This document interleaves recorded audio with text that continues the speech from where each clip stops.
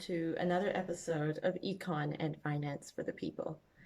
Today we're going to be covering off some very basic terms, again, because we need to make sure that we lay the foundation before we move forward and start talking or discussing economics in depth. When two or more people have a discussion, they need to be sure that they're speaking the same language. If one person means one thing and the other person thinks that they mean another thing, then they're not going to have a proper understanding of what they're talking about. So that's why we're going over a lot of these terms that you might think you already know the meaning of, but it's just to make sure that we clarify them so that we're 100% sure that we're on the same page. So the first term that we need to go over is the definition of a household. What do we mean when we say a household? A household is not just a house. It's not specifically a family and their kids. It is actually the group spending of the people inside a house. So what could it include? It could include a young couple and their children. Or it could include the elderly mother who also joins that household. It could be a group of young professional flatties in Ponsonby. It could be a mother and her child and a boarder. Or it could be someone living alone. So a household is the group of people and their expenditure in that house. Now, children and babies are also included in the household expenditure. They may not have bank accounts, but they certainly have demands. Children need and use a lot of resources. So it doesn't matter what bank account is paying for those things are demanded by the people in the household, and someone has to pay for them. If we look at the individual bank accounts of the people in a household, we might see one person is paying for some parts of what the household requires, and another person is paying for some other parts of what the household needs. Things that can be household expenditures are such things as water, rates, mortgage, rent, and so on. It could even be toilet paper. It's basically the costs that the house shares. So now we've defined what household means. Let's move into a few other terms that we're going to cover off today. Another term that we want to take a look at is disposable income. So Larry grows up, he goes to uni, he gets a job, and he tells his mate, "Dude, I don't have any disposable income. After I pay my bills, there's nothing left. I can't even buy a box of beer. I have no disposable income." Well, Larry is not using the economic definition of disposable income. When we say disposable income, we actually mean all the money that's available to the person who's made that money after tax. And we tend to not include GST. We think of that as part of the normal expenditure of the consumer. So your disposable income, yes, even though it's rough if after you've paid your bills you have nothing left, your disposable income is everything you take home after tax. So we know households have a certain amount of disposable income. What is it that households want to buy? Households, first of all, will have to look after the bare minimum. They want to make sure everyone can survive. So that's things like food, shelter, clothes, water, and power. Those are the basics. And we call these necessities. What is interesting about necessities is that even if a household has no income, if they're a surviving household, they're going to have necessities. They're going to have purchases of necessities. And that means possibly that they are borrowing money, or they could be using a credit card. They could be getting assistance. It could be gifts. We don't know where they're getting their money from, but even if they have no income, they need money to survive. So they'll get it from somewhere, by hook or by crook. And when we say income, we also mean possibly benefits or government assistance. That's still money coming in. So we think of that as income. Now let's move on to another kind of purchase that households may make. And this is luxury. We may have touched slightly on luxury purchases, but basically necessities and luxuries are two contrasting types of goods. They're two terms to contrast different types of purchases.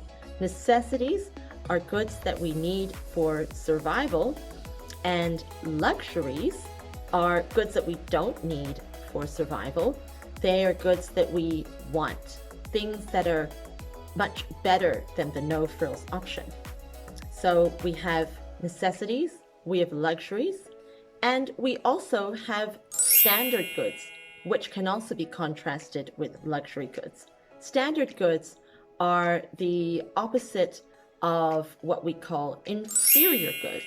So inferior goods are goods that are very, very basic, no frills. Think of Pam's, think of Budget, those kinds of brands that have no extra marketing, plain packaging, and possibly, but not always, possibly inferior ingredients. Those are what we call inferior goods. And households will only buy those goods if they're really struggling and they can't afford standard goods, and they certainly can't afford luxuries. So what are the kinds of goods we've covered off? We have necessities, standard goods, luxuries, and inferior goods. So these are four kinds of goods that households may or may not purchase. Well, we know necessities they have to purchase, but the other kinds, it depends on the income of the household as to which kind of those goods they will buy. Now we come to the part of the video that I know will be your favorite because you all love my drawings so much. We're going to draw out some graphs that will help us to understand the relationship between our income and our spending on particular kinds of goods. So these are inferior goods, necessities, standard goods, and luxuries. The reason it's important to plot out graphs is it can help us with a visual representation of how our income has an impact on our behavior around these kinds of goods. So the first drawing that I think will be helpful is a quick and simple scale. And this is going to help us understand the difference between inferior goods, necessities, standard goods, and luxuries. So if we think of good types appearing along a scale, with the worst goods being at the beginning of the scale and the best goods being at the end of the scale, well, inferior goods would be over here.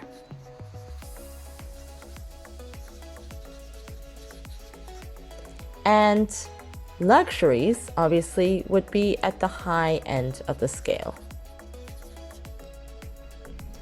Standard goods would probably be somewhere over here.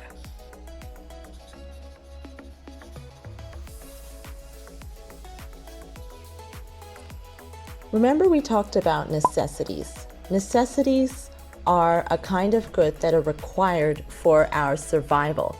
So obviously we can survive off inferior goods. We may not like them that much, but we can survive off them. We can also survive off standard goods. Necessities will be things like food, water, shelter, power, and clothes. So they're going to include both inferior goods and standard goods, but certainly not luxuries. So we could say that necessities will cover off this end of the spectrum or the scale.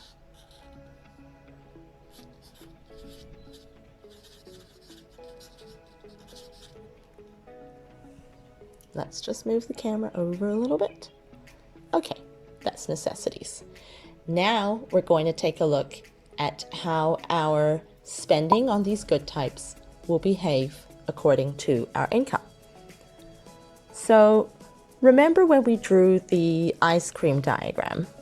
When we draw these graphs, we're basically saying that this is the 0 mark here, and we have one factor increasing and decreasing along this axis, and another factor increasing and decreasing along this axis.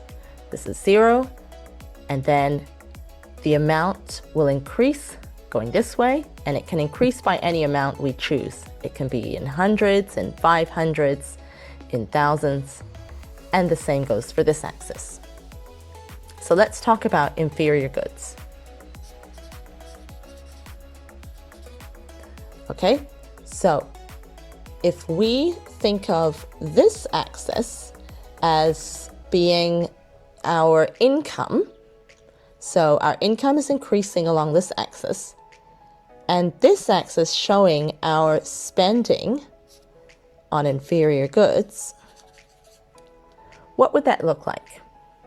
So let's say that we take home $250 a week.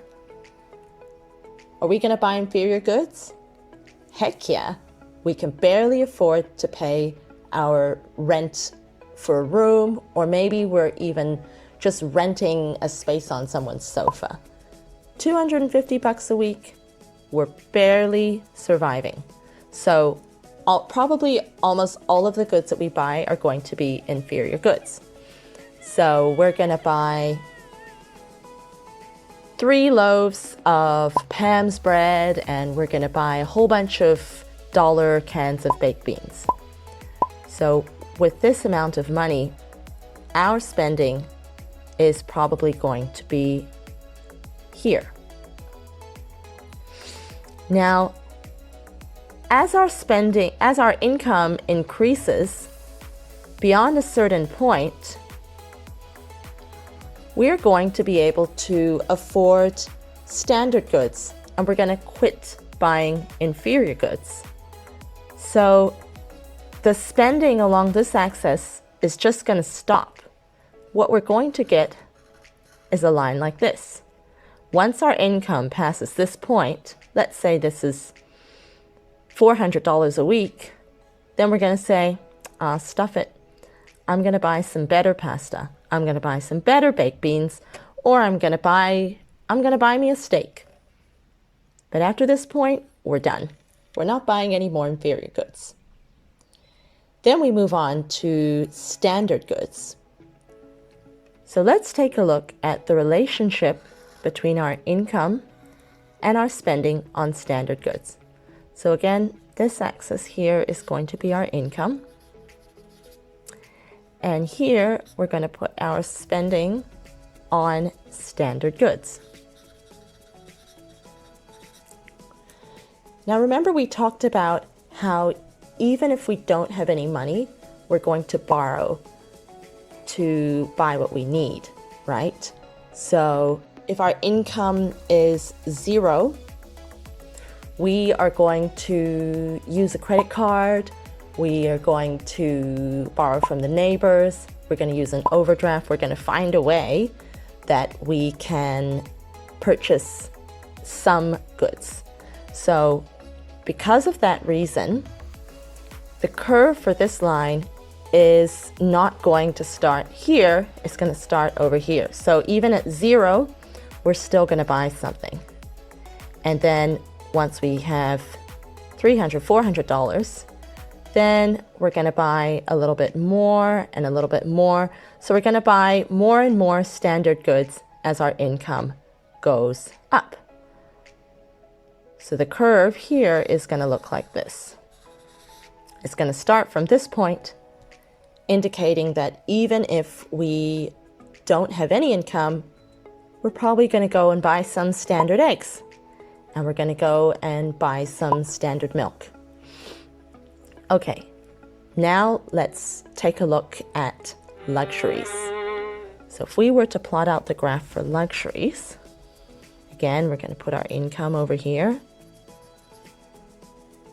And let's just put Lux here. Okay, this is our spending on luxury goods. That doesn't look very nice. Let me fix this up. Luxuries. Okay, so this is our spending on luxuries. Now, people earning under $1,000 a week probably don't have a high likelihood of buying luxuries and probably shouldn't buy any.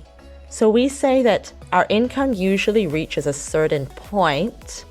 Let's put here $1,000 a week. At this point, this is when we're going to say, okay, I'm going to buy one luxury good, two luxury goods, and so on.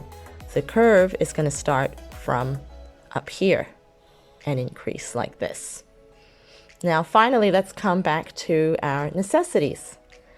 Necessities are the things that we need to buy to survive.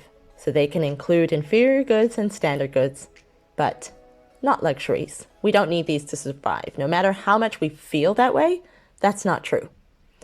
So if we're talking about necessities, what is the curve going to look like? Again, we plot our income along this axis. And over here, this is the amount of money we are spending on necessities. So even if our income is zero, we still need to live, or we're not even in the game. We still need water, clothes, and even a little teeny bit of the most unpalatable, inferior type of food. We're going to get something.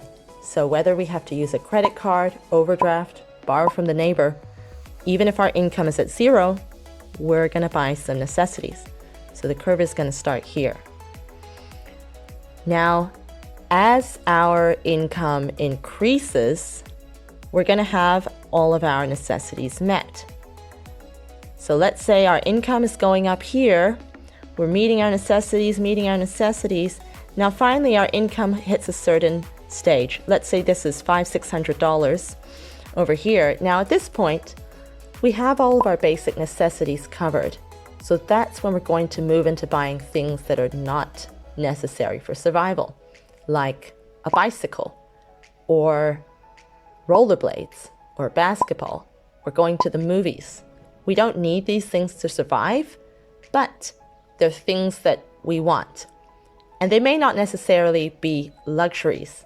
They could still be a type of standard good, but they're not a necessity. We don't need them for survival. So once we reach a certain point and all of our basic needs are met, then our spending on necessities is going to drastically drop off. So that means the curve is going to look something like this. These graphs are a visual representation that can help us to wrap our heads around the relationship between our income and our spending on different types of goods. I hope that was helpful. Finally, as with every episode, I just want to take a brief moment to discuss personal finance. The information provided here is of a general nature and not intended to be personalized financial advice to a retail client, nor is it intended to be a substitute for professional advice. Please seek appropriate personalized financial advice from a qualified professional to suit your individual circumstances. We're going to be looking at how we manage our debt and how we can make sure that the amount of debt we take out is a healthy amount so that we can stay on top of it and not get ourselves into a pickle. So the way that we do that is we need to make sure that the amount of debt we're taking out aligns with the amount of cash flow or income that we're expecting on a regular basis to ensure that we can service that debt. In simpler terms, is the amount of money we need to pay per week or per month going to be too much compared to the amount of money we have coming in per week or per fortnight or per month? And the way that we can look at that is in terms of a percentage or ratio. So let's say we go to Harvey Norman and we see an excellent 36-month interest-free deal. besides looking at whether or not the fees and fine print have any gotcha clauses, we also want to look at what our weekly payments are going to be and compare that with our income. The rule of thumb is that we don't want the total amount of debt that we are servicing or the total amount of weekly or fortnightly payments that we are paying on our credit cards, hire purchase, or any other kind of debt, excluding or besides mortgage. We don't want that amount to be any more than 30% of our weekly or monthly income. So let's say that you're looking at taking out some credit in order to buy a new oven, and you're going to end up having to pay an extra $50 a week for the next 2 years. And you think, well, that's doable, and it might be, but you need to look at how much other payments are going out on your other credit cards, and you need to make sure that altogether these come to 30% or less of your weekly, fortnightly, or monthly pay, or whatever the frequency it is that you're being paid at. So make sure that when you're calculating your percentage that it lines up. So if it's a weekly payment that's going to go out on the new debt that you're looking to take out, then calculate that as a percentage of the weekly pay that you receive. That means if you're paid monthly, you're going to have to divide it by 4 to give you a rough amount. So if we're looking to pay $50 a week on the finance that we're taking out for this oven we want to purchase, and let's say that our weekly income is $500 per week after tax, well, that's about 10% of our weekly income. So that sounds very safe, and it's definitely some debt that we can look to take out. I think we can afford it as long as we don't have another $300 a week going out on other credit card payments. So you want to take that $50 and you want to add it to all of your weekly credit payments that go out, and make sure that this number is less than 30% of your weekly pay. Now, maybe you might be able to push it a little bit. Some experts say that you can go up to 36%, and you should still have enough to live off comfortably and not feel like you're too stretched or strained with your finances.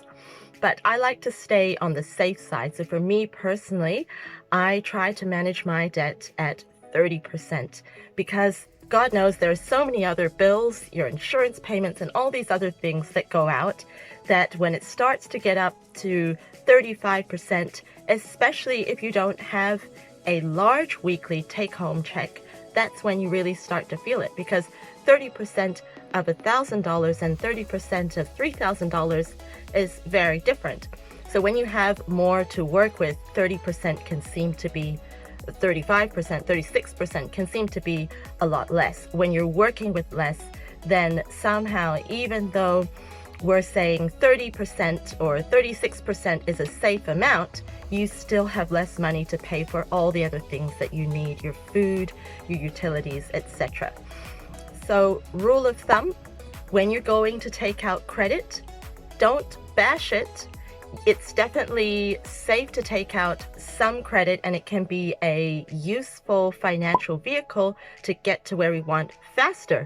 And also, when we take out debt, that gives us a credit history that allows us to take out a mortgage for property investment in the future. So some debt can be healthy. We just need to make sure that we manage it at a safe percentage. And a rule of thumb is to look at keeping your personal debt, excluding mortgage, at between 30 to 35%. So take the total amount of debt that you're going to be paying either weekly or fortnightly or monthly, divide that by your weekly or fortnightly or monthly paycheck, then take that percentage and make sure that it stays within a safe range. And that's how you can be sure that you're going to stay on top of it and not let things get out of hand. Thank you so much for watching. I'll see you next time. Bye.